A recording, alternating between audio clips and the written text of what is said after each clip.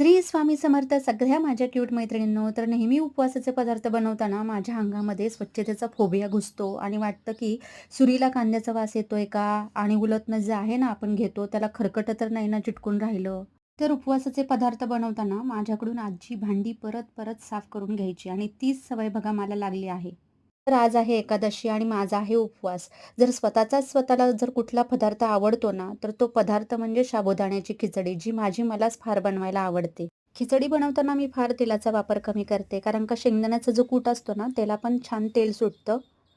तर तेल गरम झाले ना, त्यामध्ये मिरचीचे तुकडे टाकून खरपूस होईपर्यंत भाजून घ्यायचे व त्यावर चिमूटभर मीठ टाकायचं. म्हणजे चव छान येते खिचडीला. तर 2 तास मी साबुदाणा छान भिजवून घेतला होता. त्यामध्ये आवडीनुसार शेंगदाण्याचा कूट, मीठ, साखर टाकायची. 1 मिनिट खिचडी छान अशी परतून वाफलून घ्यायची आणि देवाला नैवेद्य दाखवायचा. श्री स्वामी समर्थ, जय जय स्वामी समर्थ.